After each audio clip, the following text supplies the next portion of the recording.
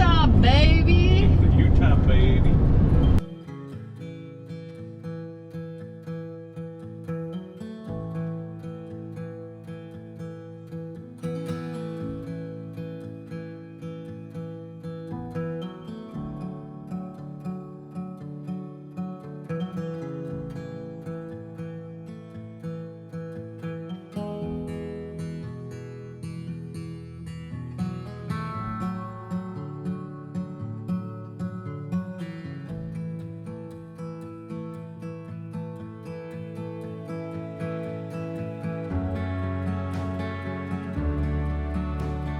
We're in Utah. This is where we spent the night. It was a roadside pullout, rest stop. But check out the view.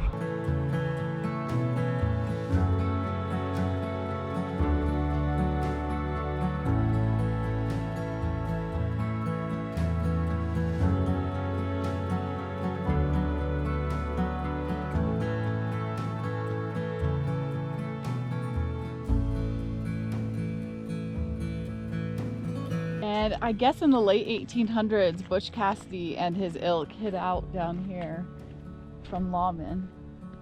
So much history that seems like a fairy tale, like made up, you know, but that actually happened. It's warm this morning. It is, yeah, I'm about ready to ditch this flannel.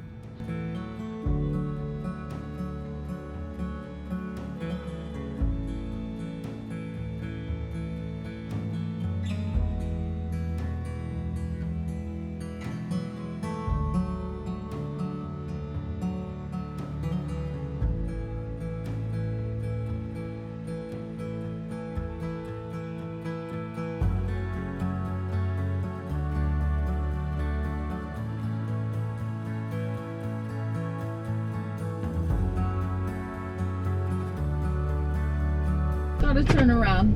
Missed a turn back at that last time. Any coming your way? Nope, we clear. This way? We clear. Navigator. I didn't have my nav on because I didn't want to leave it on for a million miles. I thought for sure we'd see, but I wasn't paying attention. In 13 miles, turn right onto West Center Street. Yeah, so we went 26 miles out of the way. Round trip. Yeah, round trip. Whoopsies. It's not the first time, not gonna be the last.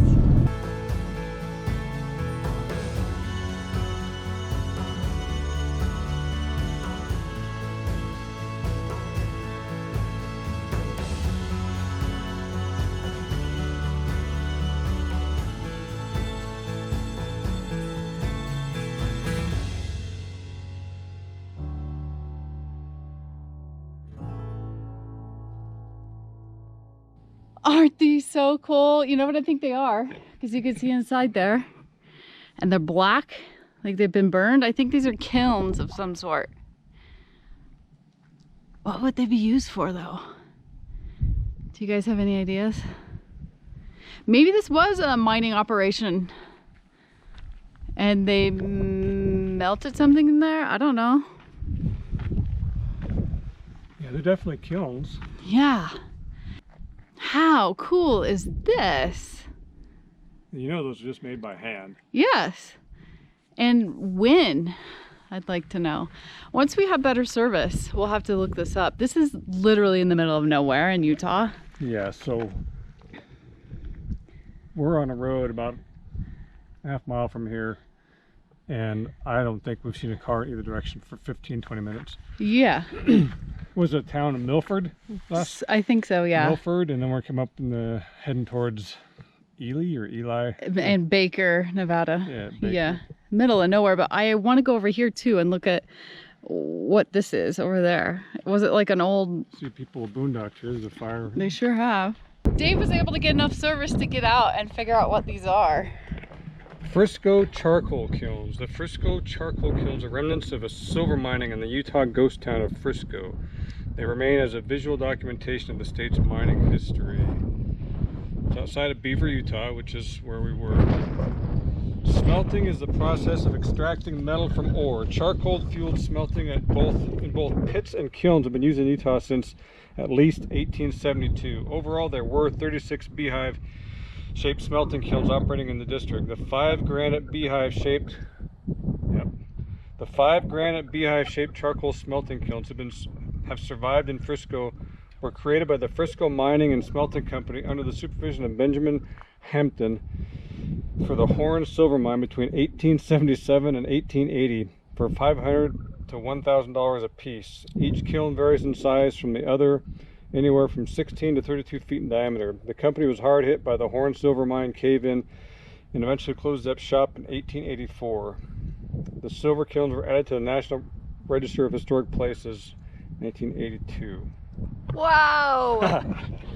The things you find, man. I don't know what's more crazy. amazing. I don't know what's more, sometimes I'm more amazed by something like this, or the fact that I can pull a phone up and just ask anything in the world. And that's a modern marvel too. So that is a mining operation over here, an old one, and then it caved in. Wow! 1880? You know what kind of work it would just to pack the rocks up here? Crazy. And there were 36 of them. Yeah. All right. Look at this view. Let's go see what else we find.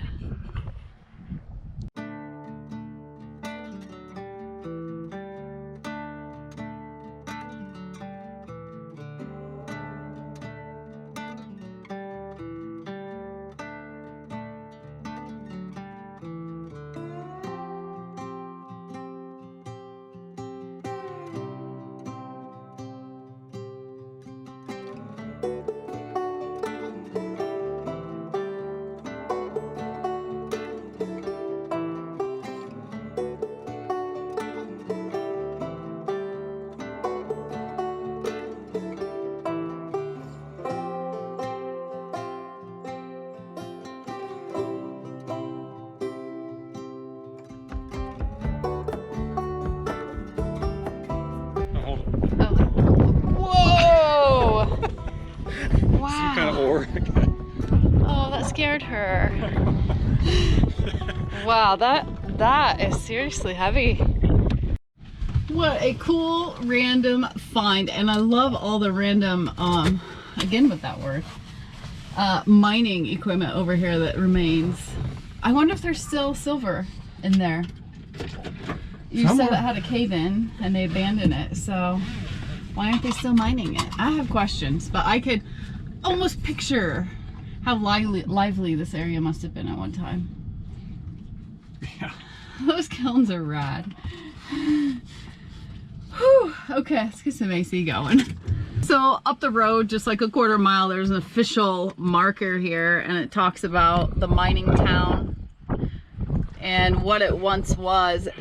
By 1885, over 60 million in zinc, copper, lead, silver, and gold were hauled away by mill train. The railroad brought the water, all supplies. Then the mine caved in and people moved away, leaving only a few families of the 4,000 population to maintain their homes, stores, school, and church. By the 1920s, only memories and the shifting sands were left. Wow. Pistol warm. Pistol, you hot doggies. I love these kind of finds. And we've talked about it how many times in the last 53 months we've talked about these random finds. Yeah. It's pretty fun.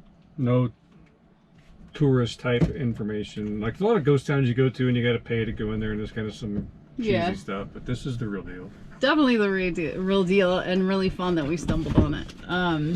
So we're almost out of Utah. We'll be into Nevada. Let's go see what else we can see.